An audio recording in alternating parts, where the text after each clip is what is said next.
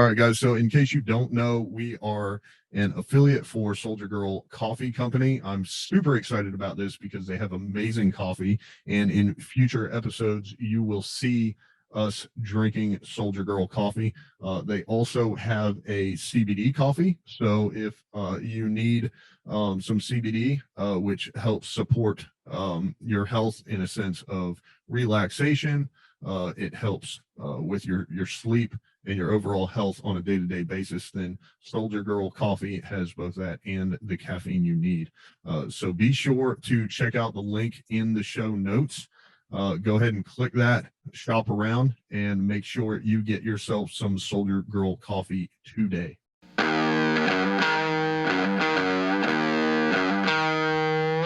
Welcome to the Business and Brews podcast, where our mission is to highlight local businesses and shed light on different industries. Welcome back to the Business and Brews Show. My name, of course, is Ryan Smeltz, and today I am super excited to have with us Kevin Snow. So, Kevin, if you would, really quick, just tell us who you are and what you do. Yeah, so thanks for having me on, Ryan. My name's Kevin Stowe, as you said, and I own a company called Time on Target in the Twin Cities, Minneapolis, St. Paul. And I actually help companies figure out how to sell more effectively. So when we start working with them, it's really focused on helping them understand how their buyers make purchasing decisions, and then making sure that their sales process mirrors how the buyers are making decisions, so that they're not trying to push them too fast, and they're not trying to get ahead of themselves, and they are moving at the right speed for their buyer. And then we really jump in and look at, all right, so how do we use technology to accelerate the process and make sure the buyers are getting the right content and the right information at the right time, so they can make decisions faster and increase cash flow and revenue for my clients. Cool. So I guess overall, you are definitely in the sales space. Yeah, I kind of hang out in sales and marketing, both sides of the house, because I really work a lot with how they sell and how that decision gets made. But then all the stuff that I do for them really touches on the marketing piece too, because it's a lot of automation and content. So, I make friends with both. And that's one of the big things I talk about my clients with, especially if they had to be on the same team, they acting with each other and actually, collaborating on what marketing's doing and what sales doing, because they both have that same outcome. They're just working at different parts of the cycle. Yeah. That's pretty interesting. So what would you say? Well, I'm definitely always interested because people ended up where they are somehow. So I'm sure you weren't doing this since you were born. How did you kind of get into this space? What made you what brought you to the decision to move into a sales and marketing business? So if I do what I went to college for, I would be teaching high school agriculture right now and coaching wrestling. So I am one of those people that went to college because that's what you're supposed to do, and I got a degree that I haven't really used in how it was intended to be used. Anyway, the education piece was actually really cool because I've applied a lot of those theories and concepts into my business throughout the years. But yeah, so the funny thing is, at the end of my senior year, I went to my parents like, I think I'm going to change my degree to marketing. And they're like, you're graduating in 4 months. No, you're not changing your degree. You are done with college. You're going out in the world. You're getting a job. So there was like that inkling back there that I wanted to get into this type of work, but it just didn't happen. But my first job out of college was sales. So right out of college, I had the option of a teaching job that paid like $19,000 a year, or a sales job that had a $39,000 base plus commission. And I'm like, I got school loans. We're going here. So I did the sales thing, and I did that for years and years and years afterwards. And while I was doing the sales thing, I got involved with a networking organization to really just develop leads and referrals for me. But then I got really involved in that organization. I actually became a director for them and was managing a major portion of one of their franchises. And I was really good at it. So other franchise and other regions were calling me and saying, hey, can you teach our team how to do this chapter launch thing, how you do it? Because you're launching a ton of them and they're big. And we want to know how to do that. And they were paying me to do it. So I had to have a company to take payments. So that's really how I became an entrepreneur, is like people wanted to give me money for this thing that I was doing. And I'm like, crap, I need a company. So I started Time on Target. And I started then doing other speaking gigs for chambers and other organizations, and speaking at conferences and stuff. It was really cool. And then I deployed. So I'm also in the National Guard, and I deployed over to Kuwait, and we were doing the drawdown. So I got to tour all of Iraq, and I also got to spend a month in Afghanistan that year. So, got to visit all the hot vacation spots. And, but when I came back, I had no speaking gigs lined up, and I had no speaking gigs in my pipeline. I was basically like, oh crap, with maybe stronger language. I've just found the major flaw in my business model. I'm like, it can't survive me not being around. And I had that realization that I didn't have a company, I had a job. Yeah. So I really had to make that decision at that point. It's like, all right, so what am I going to be now? And I had the option of restarting the speaking thing, going to get a job and going to work for some corporate America again, and that got ruled out really quickly, or pivoting my business and figuring out a different way to position what I was good at so that I could scale a company and actually like have stuff in place so it continued to generate revenue when I was off doing Army stuff or I had other things going on. So I made this huge pivot in my business from speaking and making me the product to consulting. And I was started off with this new chapter, actually going into businesses and helping them figure out how to sell. And it was usually a tech firm that was at a growth stage and like, crap, we need to hire salespeople. But we're self-aware enough to know that they didn't know how to hire salespeople or how to manage people because they were coders and techie people and they knew how to do that stuff. So we'd come in and over 6 months, we'd go from no salespeople to 3 salespeople, and they'd have all the stuff in place. So we basically wrote their sales playbook for them and helped them bring on people and get going. And it was really awesome. But I started finding things in there that were going to make it really hard to scale, like helping them do all the interviewing. Kind of fun because you get to meet a bunch of people and hear all these backgrounds. You get, tons of contacts for other stuff.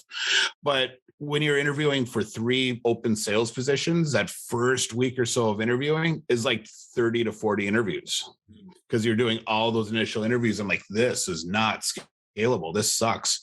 I don't have time to run any other clients when I have this going on. So over the course of a couple of years, we really started scaling down what we did for our clients. And I discovered that the one part I really loved was the process piece and figuring out, hey, how do your buyers, it's a parallel movement through the cycle. And so we really started focusing on that because it was fun for me. I'm a analytical guy. I like strategic thinking. So this was really cool for me to be able to go in and ask tons of questions and, really break down what they did. So I was loving it. And then and doing all this stuff too.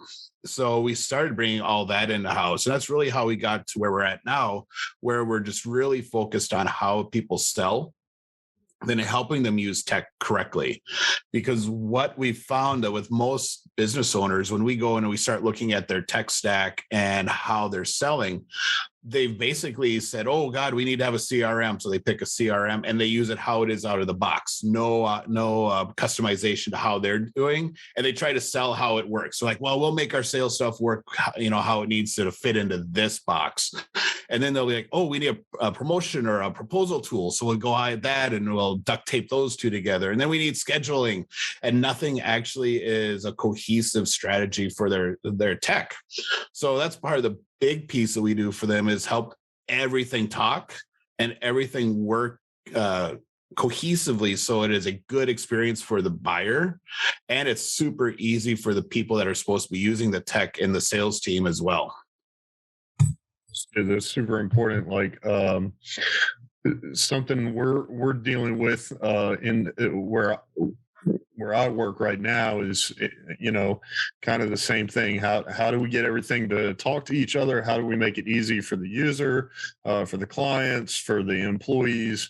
That way, nobody's trying to like learn 17 different pieces of software, and then, you know how it is. And then each one comes with some sort of messenger or chat, and then you never know where that one message is that you need to try and find. So, Kevin, I think that's pretty interesting. I actually didn't know you were in the National Guard. I was in the Army for 10 years, so we have a little bit of common ground there. Yeah, I was active duty. So how'd you put it, toward the vacation spots as well? Only in Iraq, not Afghanistan, though.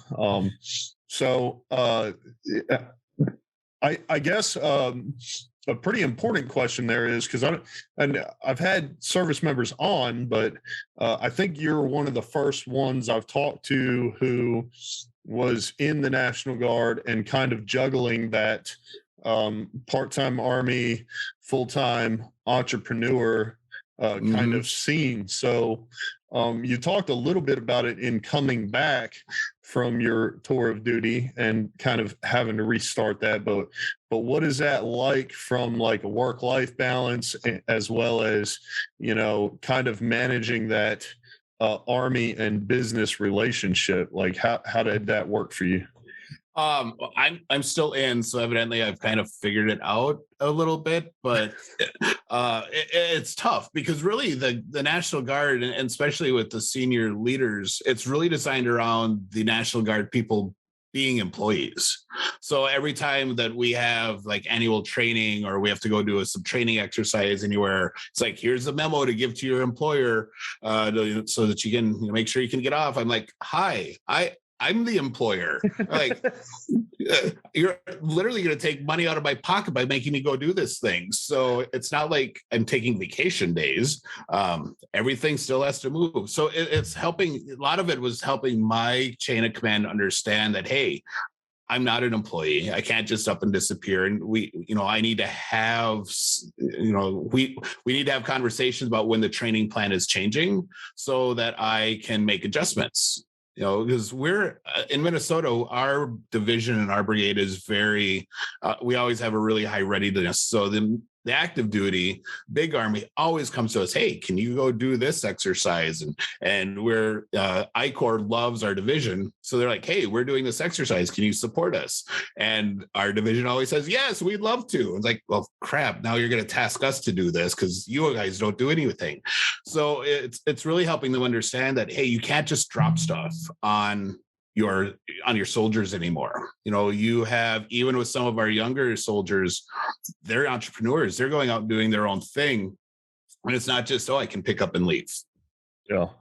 So it's helping them, figure out, all right, so how do we manage this lifestyle so that, the people that are business owners can still do their stuff and they can still do the Army thing. And, on the big training exercise, it's not so bad because I go do the shift and then I can go back to my room and then I work on stuff. And so, it's really long days for 2 weeks for me. And all my clients are like, all right, so you're not going to hear from me during the day, but you're going to be getting like lots of emails at night. So so you're prepared. Yeah. And my clients, and a lot of it is working with my clients too, helping them understand, hey, here's what I do on the side of my business, and here's how it's going to impact you and why it's not a bad thing that I do this. And most of them, well, actually all of them have been really cool about it. My biggest client's former Marine. So he's like, yeah, do whatever. I totally got it. So they're all cool with it. And I have a bunch of other veterans that tend to gravitate towards me just because we have that mutual understanding of what that side of our life was like. And they just get it. They're like, yep, go do your thing. We have the teasing about National Guard active duty thing that goes on, but that's cool. Yeah. And I actually had a conversation with a buddy recently. So I have another podcast called the Veteran Talk Show, and he is a Army Reserve pilot. Oh, nice. And I actually went through basic training with him. So he is nearing retirement. But he talked about that because we always make the joke about weekend warriors. And he's like, this is this is what it actually looks like, basically 2 jobs, because he had to maintain flight hours. So he was on orders more often than your typical National Guard or reservist. Yep. As well as what you just mentioned, which is where the Army is kind of your side hustle. Whereas most of the time it's somebody, an entrepreneur has their job, which is their full-time job, and their entrepreneurial journey is the side hustle. Yours is slightly flipped in a sense. Yep. So I thought that was pretty interesting. So, well, and it's funny because with the National Guard versus Army, competition that's going on, I always point out to my friends, like, my brigade's done NTC twice in the last 5 years. How many times has your armor brigade gone and done it? It's like, we haven't even done it once in the last decade. I'm like, yeah, we go every freaking rotation. We have to do NTC.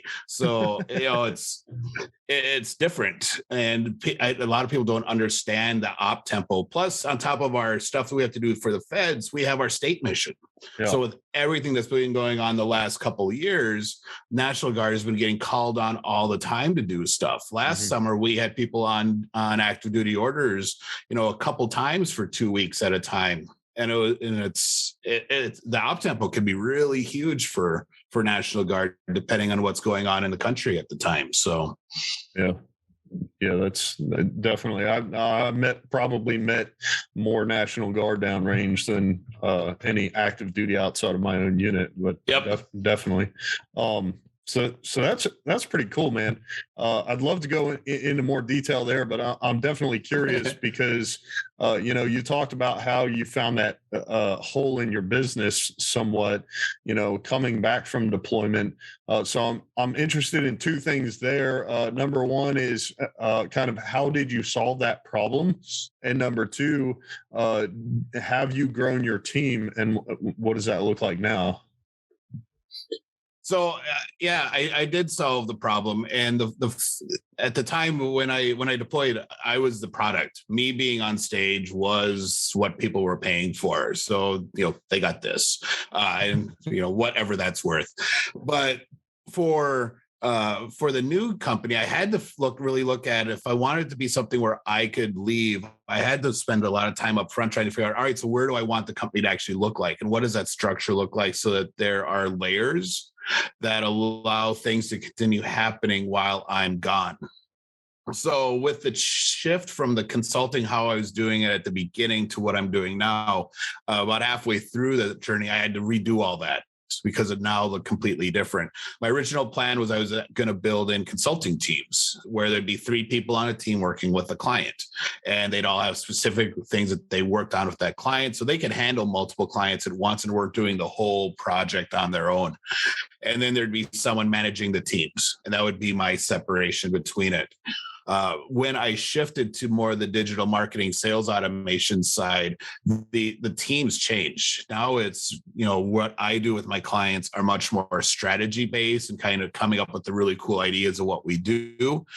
And now I bring in my team, and most of them right now are contractors that I found really cool VAs that do good stuff on specific areas. So like I have a couple really great copywriters that I use. I have a VA that can do automation level 1 support for my clients. So now I'm not going in to fix little like spelling errors and stuff. They do all that. Then I have someone who can actually build out campaigns. So it's awesome now because much more time with my clients and more time on the business development side.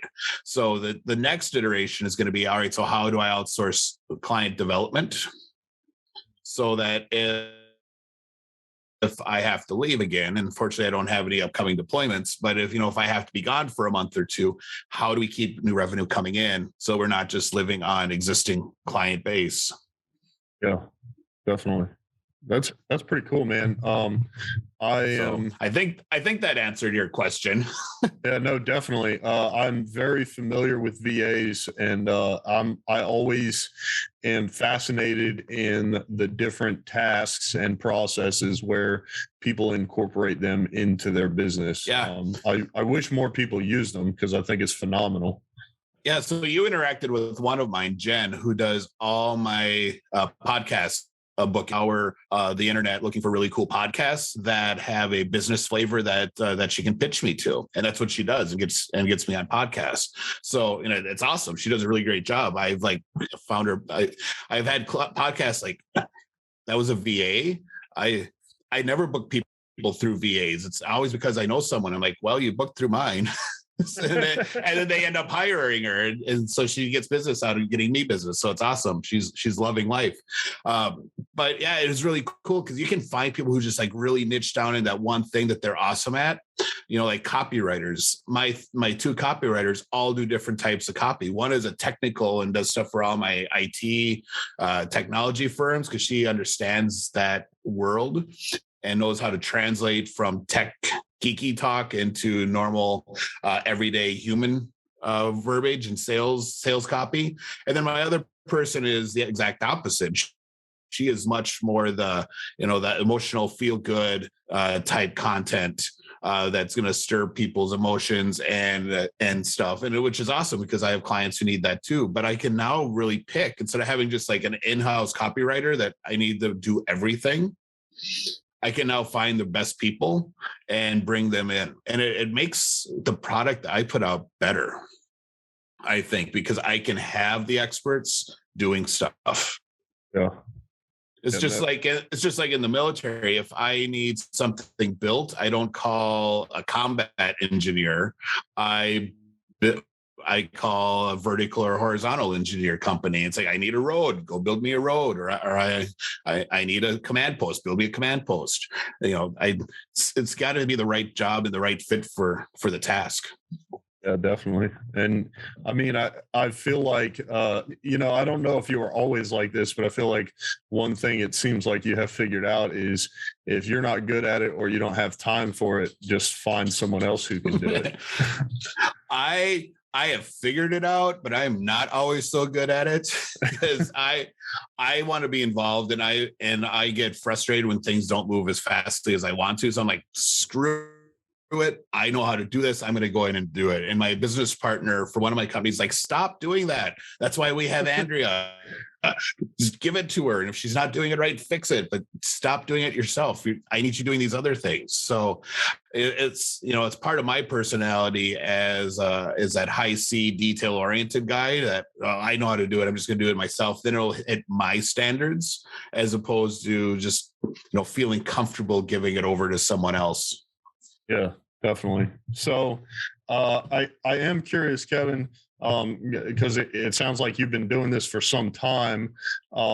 If the whole pandemic of 2020 hit your business, what did that look like? Did you have to pivot? Did you have to change anything? And how did you overcome those challenges? So my time on target, my main business grew because all the small businesses were having their own old crap moment of I don't have a digital footprint, and now we're totally digital, and now I have to figure out how I interact with my clients and get prospects and do all that stuff when I'm not out on the street doing stuff anymore.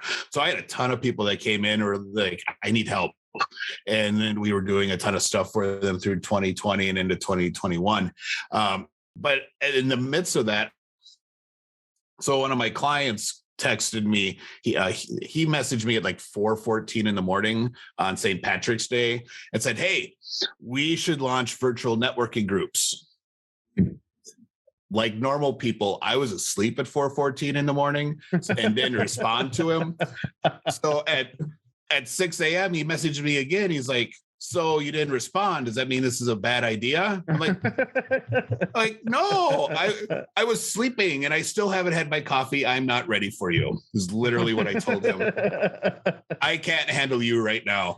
So, but we ended up launching virtual networking chapters, and we launched an organization called Success Champions Networking. And we now have 42 chapters across the country in the last year and a half. A week after he had the idea and we talked about it, we launched our first chapter in Fort Worth. And that was a huge pivot because that's something I never thought I was going to do again, is get back into the networking organization game. But it's been awesome because we're really focused on how do we do the networking better. Because we don't want to be like the other networking organizations where you go into this meeting and you listen to everyone else talking. There's no actual real engagement. Yeah. It's literally people talking about how their company's been in business for 150 years and their great grandpa opened it and they're awesome, and showing pictures of their offices. And I don't care about that. Yeah. So we're really focused in that company on not only helping people build networks and generate business through referral, we also want to help them scale their company. So if you start doing the networking thing and it's working for you, you're bringing in business. I know multiple businesses through the years that were like, I have to leave. I can't be doing this networking thing anymore because I can't handle the influx of business, and they don't know how to grow. They have no clue how to scale their operation to support it. So that's really where our focus is, not only helping them get business, but teaching them how to scale a business, how to add on those first employees, how to work with VAs, how to figure out your mindset of a CEO so that you can grow bigger. So it's really cool. And we are having people come in, they're like, I never got stuff like this in other organizations. Like, we know that's why we're doing this. And it's all focused on business owners actually engaging and talking to other business owners and helping each other grow and become more successful in it. And it's really cool. It's been one of the coolest things I've done in business for a long time. That's nice. It's pretty refreshing. I kind of I'm probably going to look into that because I'm definitely interested. I mean, from a business perspective, my job pretty much entails just finding cool people to talk to. So it's not super difficult, and it's definitely really fun. But I do agree with you that like a lot of the traditional ones, room full of business owners, all talking about themselves. And then really, in my somewhat limited experience, and now I have this whole group of people that I can tell other people about. And that, I mean, it's definitely useful, but I do think that that what you're talking about provides a lot of help or fills that void. Well, and it's really about, helping people get their business to that next level of development. It's easy to go into business. It's easy to throw that shingle up on the wall and say, look, I'm a business owner. But getting to that next stage where it's no longer just a job because you're doing everything and you're trading time for money, and that you're able to actually scale and really take control of how your business is growing and be able to spend more time on that strategic piece. And that's the big thing that most businesses have issues with. And that's where they fail, is that they don't know how to make that transition, and they don't know what that transition looks like. Yeah, definitely. Scaling, I mean, it's kind of like you talked about with the VAs and how that helped you. I can see how that's definitely a challenge for business owners. Yep. So I guess I'm curious. I keep bringing up that word challenges.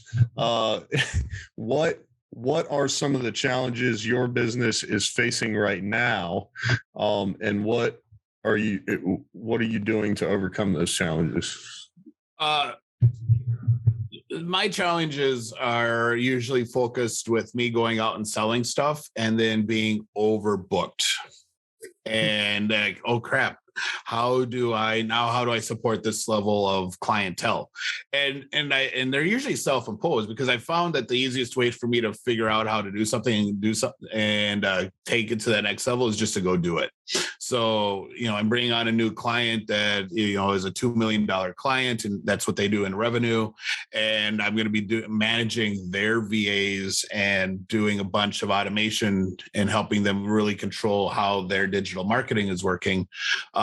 So I'm like, all right. So how does that fit into my current project map of what I have going on, and how do I support it and make sure all my other clients are getting stuff done too? And so I always self-impose my challenge of, all right, so how do I scale? How do I get to that next bigger client that's going to allow me to do stuff? Yeah. And go bigger and go louder. I like it. I feel like people have called me a doer in the past, so I feel like I'm very, very similar in that manner. But I'm definitely like, hey, just go do it, and we'll figure it out along the way. uh, And for a lot of businesses, that's what they need to do. I've worked with multiple tech firms that were trying to scale, and the owners always have this concept, this idea in their head that they have to have the capacity before they go sell it. It's like, well, we have to add on all this headcount for support to go get this account. I'm like, why? Why do you need to actually increase your expenses? And then you think that's a good reason that you have to go sell. Go sell and figure out what your capacity actually is, because you're just like going off of guesstimates right now of what they can handle.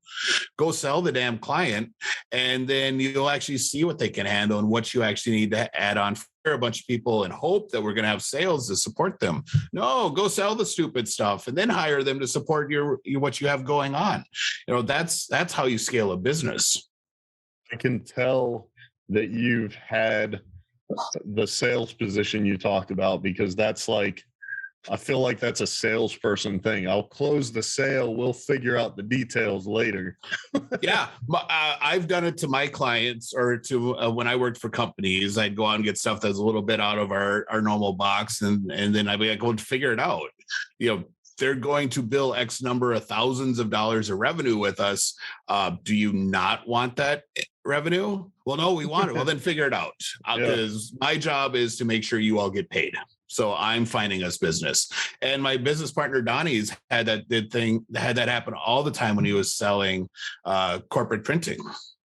He'd bring in a client who would do jobs that were just a little bit different than anything they did. And they're like, well, we don't know how to do that. Well, figure it out.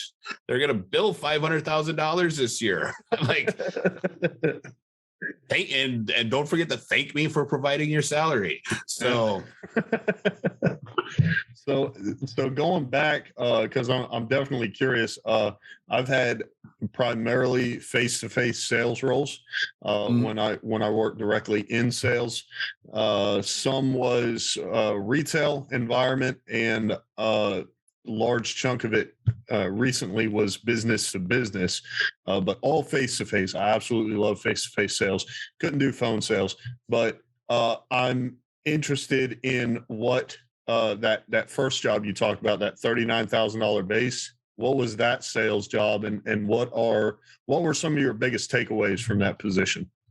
So that was like my first foray into business in any manner. I grew up on a farm in north central South Dakota, in a town of 97 people, and I took some agribusiness classes in college, but no like business stuff, and now I'm living in Minneapolis. It's like, ooh, where the hell am I? What's going on around me? There's lots of sirens here. So it was with a telecom firm, so completely different than agriculture. I went from agriculture into technology, and I was working with Fortune 500 companies it was a kind of a combination hunter-gatherer role, where I had assigned accounts that were already billing with us, and I was supporting them, but then I was also going in and upselling them and adding on new services and getting them, when we'd have launches for things. I'd try and get, figure out who in my account base needed those things, and I'd go sell them. So that's where my commission came from. But I had to learn this whole new world. I had to learn how telephones work, and this whole, the hierarchy of DS1s and T1s and all these different types of lines you can have coming into your buildings and businesses, and, frame relay. I tease everyone's like, I was doing this in 96. We had a cloud. There was already cloud computing in 96, but no one knows about it. Yeah. So I'm like, this cloud thing is not new. So, but it was all this high-end tech. And I had the sales engineer that worked with me to come in. And so it was, selling this, big stuff where we were closing, $500,000, $1 million deals to add on, technology for this company. So for me, it was really the big thing I learned of multiple accounts. And because I had the customer support stuff I had to do, but then I was also having to sell. So I was really figuring out, all right, so how do I do this really effectively? And how do I make sure that my current accounts are happy and I'm not having to, put out fires? We're not missing, dropping the ball on stuff. When someone's phone doesn't work, they get grumpy. So, you got to be kind of responsive. But then I also have my, future clients that I'm trying to close that want attention too, because, well, if I'm going to spend money with you, you got to pay attention to me. Well, yeah, obviously. So for me, it was really figuring out how to balance everything and, figuring out within my head what that looks like and what process I had to have in place to keep track of everything. And this was back before we had really good CRMs and everything. We had an Access database that someone had built, with all the cool pivot tables and all kinds of stuff. And that's how we were tracking stuff for our clients was in a database. So, this was before Salesforce was even a thing. So it was really figuring out, all right, so how do I manage this? And what is my process to make sure everything's getting done? Yeah. My next sales position, I had a completely different issue because it was all hunter sales. So it was really now figuring out, all right, how do I find clients? And my big challenge was that prospecting thing. How do I get new stuff coming into my funnel all the time?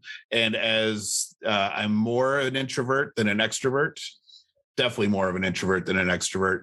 The whole cold calling thing, the whole idea of knocking on a door and walking into a business and trying to get into the decision maker was not me. So I had to figure out the phone thing really well and figure out, how do I get appointments? How do I get into the decision makers? How do I get around the gatekeepers? So that was my big thing then. Once I got in front of them, I could do the sales thing, and I had to tweak my process a little bit. But for me, it was all prospecting was the big thing I had to learn at that point. Yeah, that's pretty cool, man. I am very familiar with the prospecting and definitely not afraid to walk up to somebody and, get the rude awakening. Not everyone is a people person, but I've actually forced myself into positions where I had to make cold calls and have done it out of necessity before. And I absolutely hate it. I can't do it at all. Yeah, I tried to do the door knocking thing, and me and a couple friends are on the sales team with me. We're like, all right, we're gonna go hit this building downtown St. Paul. Yeah, we got asked to leave. We, did you not see the no solicitation signs everywhere? It's like, well, yeah, but we didn't think anyone would care. So yeah, I'm like, this is dumb. This takes me longer to go door to door than it does just like call people. Yeah, I can get a ton more touches in just calling. So they're always like, you need to go knock on doors. Yeah, no, I'm gonna dial. Just, you guys can go waste your time doing that. I'm gonna go knock. I'm gonna go do it this way. So you remind me of Will Smith in The Pursuit of Happiness, where he learns that instead of putting the receiver down, he just uses his other hand to hang up. Yep. And drink less water, so you use the bathroom less, so you can make more calls faster. Yeah, exactly. It's like you don't have to hang up. There's a button there you can hit, and you just keep dialing. And then, if you're really lucky, your company has an auto dialer. So it's tracking. It's like, all right, you're on the phone, you hang up, and then you get beep, beep, beep. And then you say hi and you're at someone else and all the info is on the screen. And that's awesome because now you accelerate your cold calling even faster. So I didn't know auto dialers worked in conjunction with people. I thought they were just for robots. Nope. You have to have a good one. Clicking, and then there's like this long pause. The good ones, it's pretty much really instantaneous on how it transfers over, and you just have to be listening as the sales guy to know when you have to say hello, so that it sounds like, it's this is an actual person calling me, not a robot. So pretty crazy. So now I'll transition into the 4 questions we've had brewing, Kevin. I hope you're ready for this one because it's my favorite part of the show. But the first one is, when you're not out playing Army and playing business owner, what do you like to do for fun? I like to hang out at the lake in the summer, get outside. In the winter, I tend to be outside as well, except now I want to be on the side of a snowy mountain with a big snowboard attached to my feet and racing down the side of a mountain. So love snowboarding. I also do some hunting, pheasant hunting in the fall is, I love doing that. I'll usually do a big trip for about a week out back to South Dakota for that. Fishing, not really so much into the fishing, but I like being out on the boat with a beer. So I'll always accept the fishing invites just for that aspect. Absolutely. So then I get away from the screen. If I'm just not doing stuff and I'm in my house, then I'm going to find a reason to be on my computer and working on stuff. So, if I'm doing some mental health days, I gotta be away. I gotta go do stuff. So, and then traveling's fun. Love to check out new places. So, yeah. You mentioned NTC? Have you ever been to JRTC down at Fort Polk? Nope. We are a armor brigade. So we always did NTC. One of our battalions is with our second brigade is infantry. They're a light infantry brigade. So they got to do JRTC, but we always do NTC. Okay, that was my first duty station. I was there for 5 years and deployed out of there. But Louisiana's tagline on the license plates is "Sportsman's Paradise." So yep. I figure if you ever got to go there, you would probably actually enjoy it. Yeah, I've not been that area. I've found as I travel around to different bases that for some reason that are not really desirable areas to live. In most cases, like I spent multiple trips to Fort Sill, and I would not live in Lawton. Sorry to any of your listeners who might be from there, but when I get a safety brief that, all right, so if you're going to go out on the town, you need to take a battle buddy with you. I'm like, I have to take a battle buddy, just like go have lunch. I'm like, really? So, yeah. The second question, Kevin, is what book books are you reading right now? So I'm actually reading the new book by Mike Michalowicz, Get Different. And it's all about marketing. So I am a huge Mike Michalowicz fan. The Pumpkin Plan was a huge book. I love that one. And then his more recent book, Profit First, is amazing. If you're a business owner, you're trying to figure out how to make sure you get paid and you pay everything else, you got to read Profit First.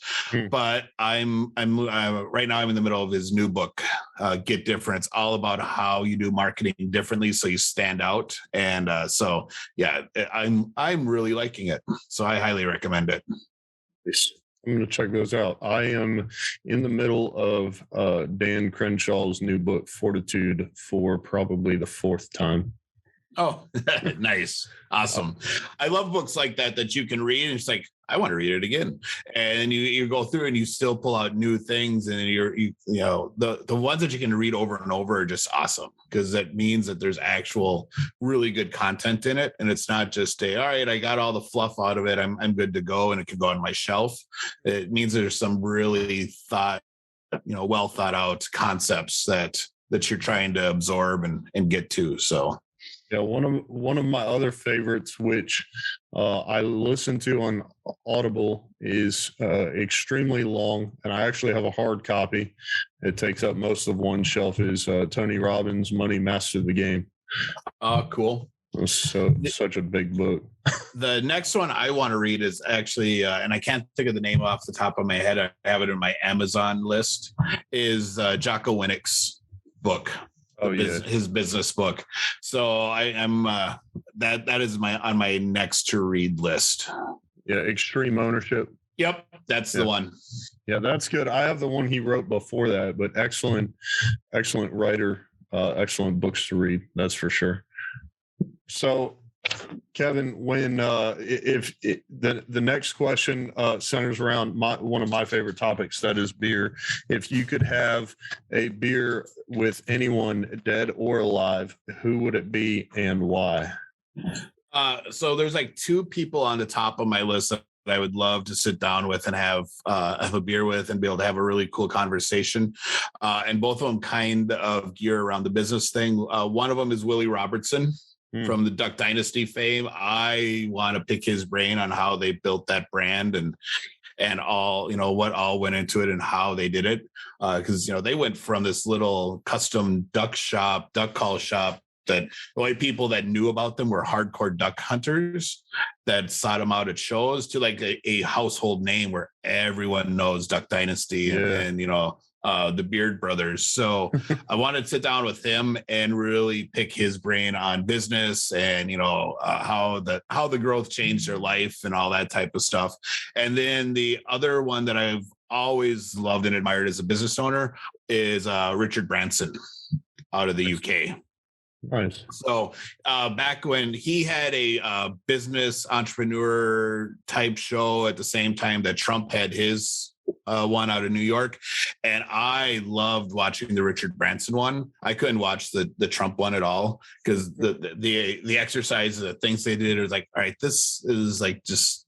I don't understand these, but his were all like really these cool business oriented exercises they had to go through to demonstrate specific skills in business ownership and to be able to manage a business. And I'm like, oh, this is awesome. So I've wanted to meet him and sit down a beer, or maybe he does wine because he's British. I don't know. And just chat and how do you start multiple billion-dollar businesses and be successful at them? So yeah, those are my top two people that I want to have a beer with. So, if either of you are listening, feel free to reach out. Yeah, well, that kind of caveats into the next question, final question, and probably the most important question, Kevin. If someone either needs your services or wants to start a business like yours, where can people find you? So if people want to talk about their sales process or just grab a virtual coffee and talk business, the easiest way is to just email me at kevin.snow@time-on-target.com. And just throw the name of the podcast in there so I know how they found me. And I'd love to set up a virtual coffee and jump on a Zoom call with them and just chat and figure out if there's a way I can help them or get them introduced to the right people that can, and watch their business grow too. Yeah, definitely. Well, ladies and gentlemen, it is in the show notes. I'm going to put all of Kevin's information in there, links to all the books that we talked about. So you can definitely read those. Reach out to him. I like to make it super easy so you don't have to sit there and write the email down while you're listening or watching. So be sure to check out the show notes. Links to other episodes. You already know about the coffee and the website, so those are down there as well. And Kevin, I just want to say thank you so much. Obviously, I have a whole nother podcast that I got to get you on now, so we'll definitely be in touch for that. The schedule and flexibility of that one is much more wide open. So, nope, it's all good. I was happy I was able to get this episode in this week right away, and I had a blast talking with you. So I look forward to doing it again in the future. Yeah. So you are the first person I've had on from Minnesota, but I'm pretty excited about that. So thanks so much for being here, Kevin. Yeah, thanks again for having me. I really enjoyed it. This has been the Business and Brews Show, hosted by yours truly, Ryan Smeltz. Edited and produced by Ryan